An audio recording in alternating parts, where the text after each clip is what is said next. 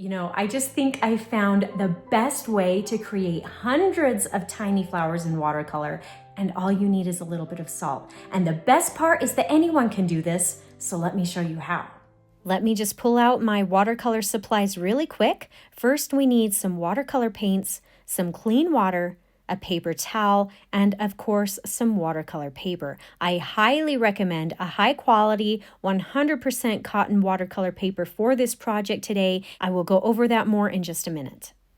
Now with this painting, we have a few options. You could totally just paint this in free-handed if you'd like. I often like to have some kind of a guide or an outline just to help with my composition a little bit. But the good news is that we are not doing anything difficult or hard today. If you like to have a pencil outline, you could easily draw in the stems for these flower bundles yourself. You're going to basically just want to have one main stalk or branch and then have little tiny shoots coming out of the main stem that the flowers can sit on. I do recommend maybe leaving a few empty spaces here and there, even within the stem lines, for some of the flowers to go, but this is really all there is to this type of drawing, and you can add as many or as few of these flower stems or bundles as you want, just whatever you feel like looks good. We're just keeping things pretty simple today.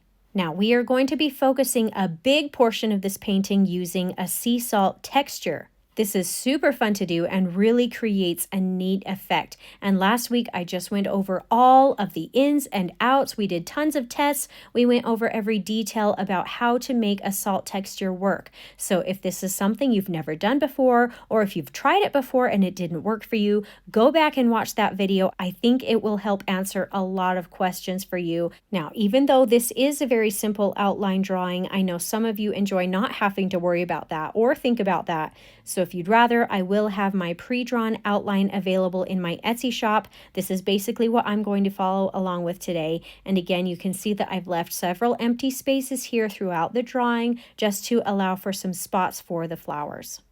If you do use my outline from my Etsy shop, then all you have to do is print it out and simply trace it onto your watercolor paper using a light table or even just a well-lit window in your house, and you are all set to go. So now that I have my basic outline drawing on here, I'm just going to tape my watercolor paper down with some artist tape. We are going to be using a good amount of water and paint today, and hopefully this will help a little bit with the warping. I am also trying to create some nice lines with the tape so that in the end, I will have a little bit of a border around my painting as well. And I might have to double up on my tape just a little bit since my tape is a little bit more on the thin side. This will hopefully help hold it down better. All right, next up, we need a brush to be able to paint our washes of paint and water with. I'm going to be using a really large brush today so I can cover a good amount of space in a short amount of time. This is a number 12 round, which comes in my subscription boxes. And as a side note, if you're interested in any of the supplies that you see me using today, including my Craftamo brushes and my subscription boxes, I will leave a link for those in the description of this video. But moving on, since we are going to be creating a salt texture in this piece, we of course need some sea salt. That is what I have here. This is a Baja Mineral Sea Salt. Now, once again, I go over several different salt type scenarios in the video that I put out last week. So if you have questions about that, go back and watch that video. But this salt that I'm using today always works pretty good for me. It creates some smaller blooms as well as some larger blooms, but I also have some Mediterranean crystal sea salt as well that I plan to use for some really nice larger blooms. This is going to be a super fun project today. I'm really excited for this. I think you're going to love it.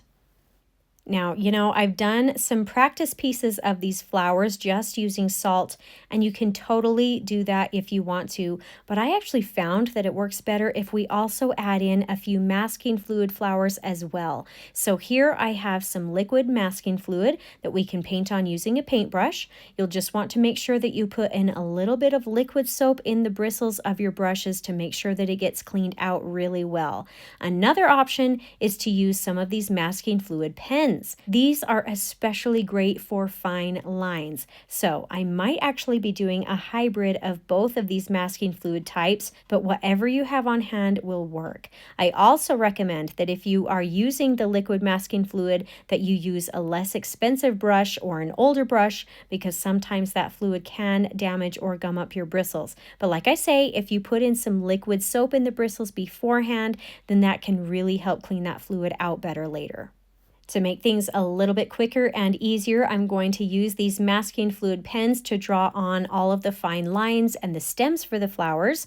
There are two different sizes here. I'll start out with the larger round size for the base of the stems, and all we have to do to get this ready is shake it up, press down on the tip a little bit, and that basically is priming the pump. Then all I have to do is trace over some of my lines. Now, since this is more of a thick one, I'm not going to do all of these, just a few of them right down here at the base to create some thicker lines.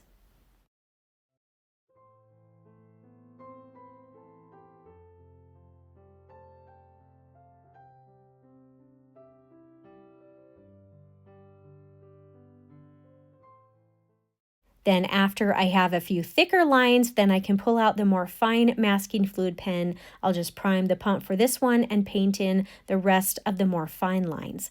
Now, the masking fluid that comes in these pens is kind of tinted gray, so you can sort of see where you've drawn the lines, but I guess if I happen to miss a line or two, it's not going to be the end of the world either.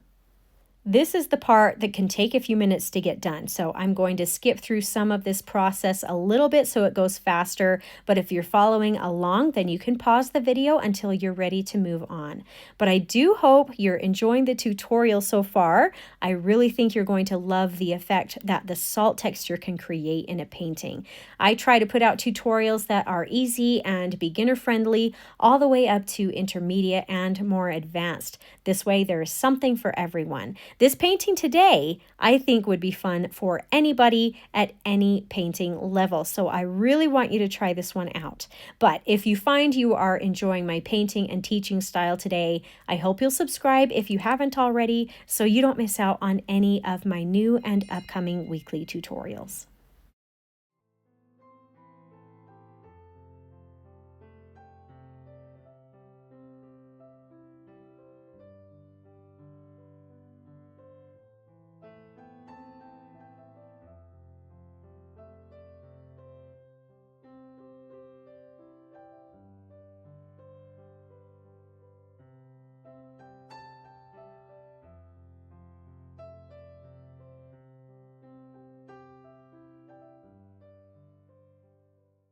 All right, that took a few minutes, but I think we got them all done. You can definitely do that part with a thin brush and the liquid fluid, but I do think it made the process go a little bit quicker to have the masking fluid pen. But now I am going to pull out that liquid fluid and just add in a few dots of this into some of the spots where I want my flowers to go. So I'm going to pull out that brush that has the soap already in the bristles, and I'm just going to dab on basically dots of this liquid here and there. I'm not going to do too many of these. I really want the salt blooms to create the majority of the texture in this piece. The problem that I was having with my practice pieces is that with the salt blooms, even though they're really fun and cool looking, I needed something that could create a highlight or a focal point within the piece. So when I added in a few dot marks of this kind of fluid, then that's going to create some really nice white highlight spots and make the painting look more cohesive, as well as give it a better contrast.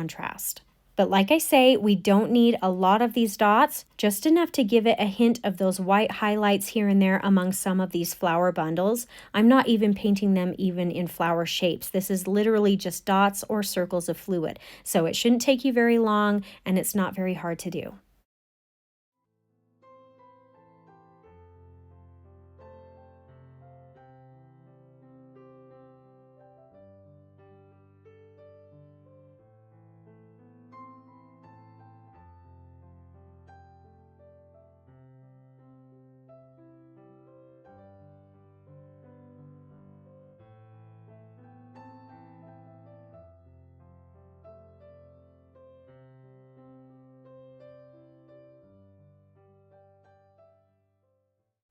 Okay, that is going to take a few minutes for all of the fluid to completely dry, but while we wait, let's go ahead and get our paint colors ready for our background wash. Now, the cool thing is, I'm literally only going to use one color today, and that is going to be a dark, concentrated hooker's green. Okay, actually, I lied. I might also pull out some ivory black just in case I feel like we need some darker accent color, but we'll see if we need this as we get going. Now, of course, you have the option to literally paint this whatever color you want. That choice is totally up to you. I do, however, recommend maybe picking a darker valued color just so that the blooms from the salt create a more dramatic effect. All right, I gave that just a few minutes, but it looks like it's dry enough that we can go ahead and put our wash of color on here.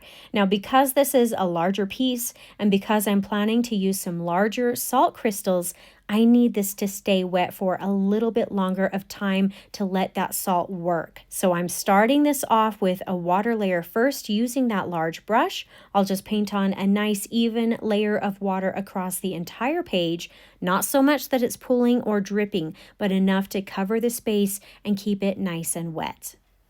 Then after we have this completely covered with water, we'll go ahead and take our dark green paint and begin applying that on here. Now, I don't necessarily need this to be a perfectly even wash. In fact, I'm purposefully leaving some lighter areas and some darker areas, although I think I will concentrate a lot of the darker color around the edges of the painting and up within where the flowers are going to be. I might leave a slighter lighter area where the stems of the flowers are going to be, again, just to create some kind of contrast within the piece.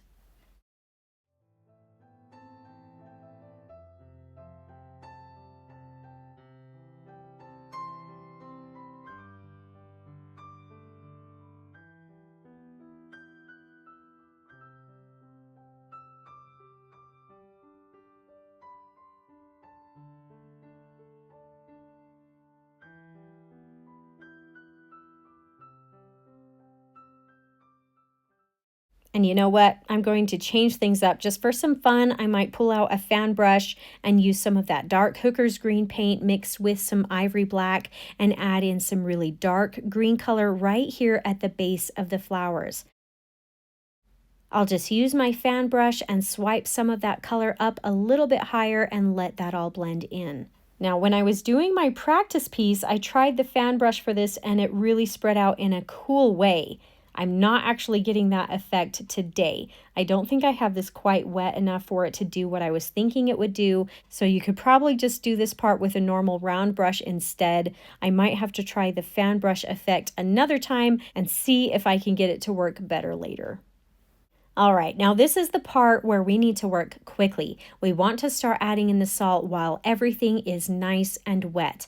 I'm going to start with the salt crystals or the larger rock salt. They tend to need a little bit more moisture to suck into the crystals and make the bloom better and larger. So I'm going to be very strategic about where I place these. I'm kind of spreading them apart pretty well. We don't need to have them too close together, and I'm just going to use my fingers and place them right onto the painting exactly where I want them. Keep in mind that sometimes these larger crystals create larger blooms, so just be prepared for that.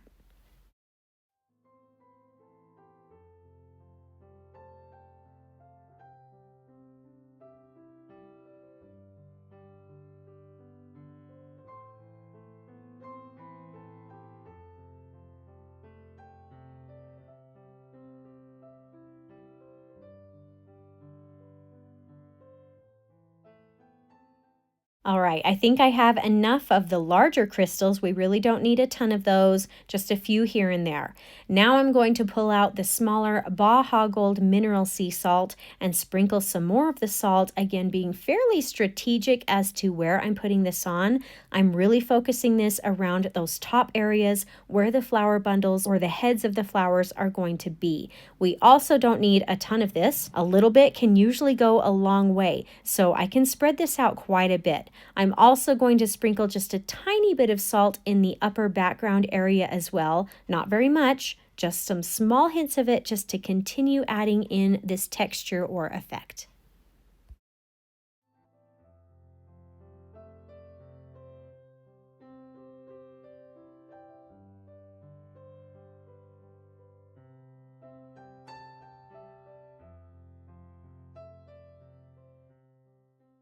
And check this out. You can already see some of those rock salt crystals are already starting to create some blooms. But we are at the part where we need to just be patient and wait for the salt to do its thing. So I'm going to just let this sit for maybe 10 or 20 minutes, and then we'll come back and check on it and see if it's making any progress. I think the tricky thing about a salt texture is that you really just have to go with the flow. You are not going to know exactly how this is going to look or what you're going to get. There's not a lot of control that you have here, so we are just going to go with it. All right, we'll just let this sit and I will be right back. Okay, here I am again, and look how awesome this is.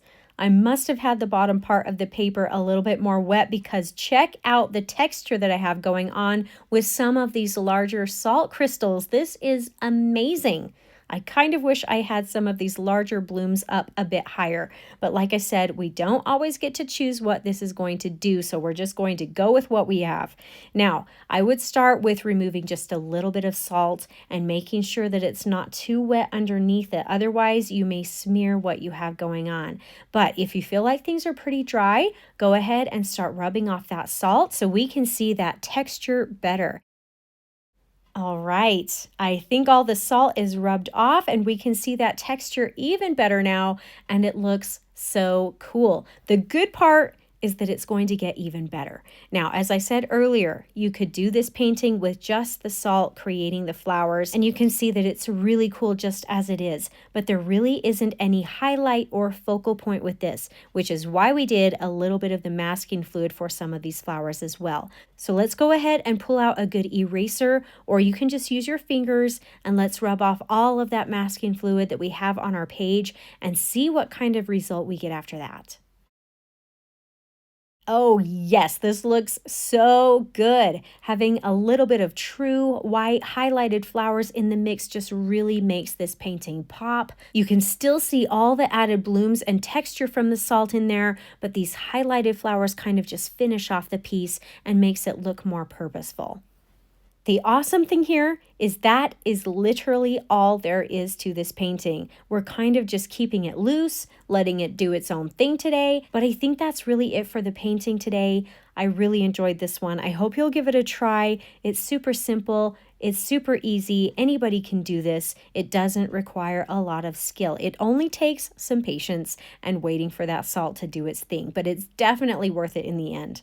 Thank you so much for joining me today. I hope you had some fun and maybe even learned something new. If you did find you enjoyed this tutorial, I hope you'll consider subscribing to my channel so I can continue to help you discover your artistic side.